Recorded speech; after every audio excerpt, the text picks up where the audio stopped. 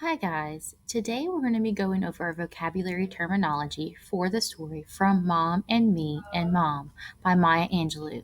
So follow along and let's continue. First, for getting to know your vocabulary, I'm going to read the word aloud to you. You're going to put a plus sign in the box if you know the meaning of the word and a minus sign if you do not know the meaning of the word. Then I will read the sentence from the story to you. As I read it, you're going to use context clues or your knowledge of the word based on what's before the word in the sentence and after the word in the sentence to determine the meaning of the word. You're going to take an educated guess. Remember to pay attention. Some words are multiple meaning words like the word bat. Example, it's a noun or nocturnal mammal, a heavy stick, club, or cudgel, or it can be to strike or hit, or to blink, wink, or flutter. Once we're done with that, I'm going to show you the part of speech, which would be a noun, verb, adjective, or adverb, and the definition. You're going to copy these onto your vocabulary charts. Then I'm going to give you a sentence starter. Your sentence starter will be at the beginning of a sentence using the word correctly, and then you will finish that sentence for me. You must write down both the beginning of the sentence and your completed ending. For today, you will need the following activities to keep up and follow along. The first is going to be your vocabulary chart. Then you're going to need your vocabulary activity. On your vocabulary activity, you're going to rewrite the word and the part of speech and create a synonym and antonym for each word. Then you're going to choose one of the words and write a sentence and underline the word in your sentence. You're going to do a word unscramble where you choose the word with the most letters, you write it on the line, and then you take the letters from that word, using them as many times as they have in the word, and create more words. So, for example, the word supervision, you could use super, SUPER, or vision, VISION. You could also do son, SON, and continue on like that. Your goal is to try and create at least 10 three-letter words. And the final thing that you have to do at the bottom is to color an illustration that goes with each word.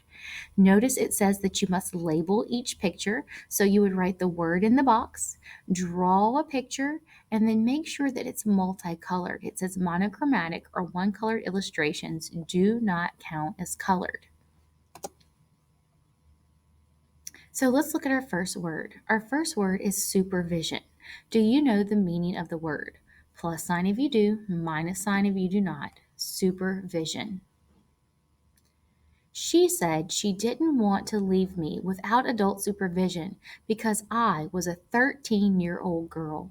What do you think the word supervision means? She said she didn't want to leave me without adult supervision because I was a 13-year-old girl. Let's look. Supervision is a noun, and it's the act of critical watching and directing. Notice that we have a picture of a mom and dad in the background watching their children play on a tablet. So, supervision is a noun, and it's the act of critical watching and directing. So, on your chart, you're going to put N for noun and then copy the definition, the act of critical watching and directing. Now you're going to write down your sentence starter and then finish the sentence. When we are at school, the teachers provide supervision so that. How would you finish the sentence? How do teachers provide you with supervision? When we are at school, the teachers provide supervision so that.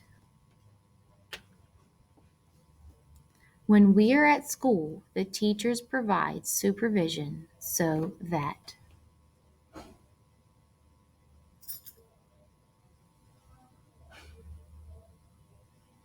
Let's continue on. Charitable.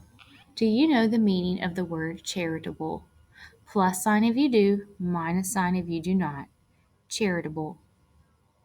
Come on, baby. Smile for mother. Come on. Be charitable. What do you think the word charitable means? Come on, baby, smile for mother. Come on, be charitable. What do you think the word charitable means? Let's look. Charitable is an adjective. So you're going to write ADJ, and it means full of love for and goodwill towards others. So charitable is an adjective, and it's full of love for and goodwill towards others. If you notice the picture in the top corner, that is the symbol for charity, or the charitable or giving symbol. So charitable is an adjective, full of love for others and goodwill towards others.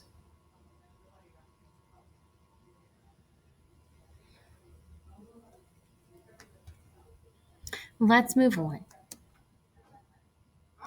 So let's finish our sentence starter.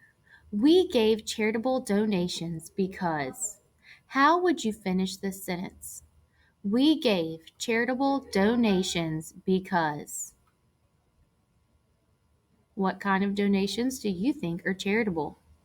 We gave charitable donations because.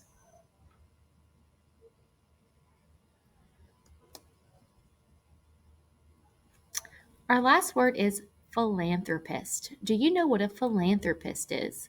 Plus sign if you do, minus sign if you do not. Philanthropist. I may never be known as a philanthropist, but I certainly want to be known as charitable. Based on your context clues, what do you think a philanthropist is? I may never be known as a philanthropist, but I certainly want to be known as charitable. A philanthropist is a noun, and it's one who makes an active effort to promote human welfare. Notice our picture out to the side. We have volunteer, I love to help, when, where, I'll be there, sure I can, and yes. So philanthropist is going to be a noun, and it's one who makes an active effort to promote human welfare. Someone who is going to do things for the better of mankind. Let's look at our sentence starter. I would like to be known as a philanthropist because of my work with. How would you like to better mankind or human society? I would like to be known as a philanthropist because of my work with. How would you finish the sentence? I would like to be known as a philanthropist because of my work with.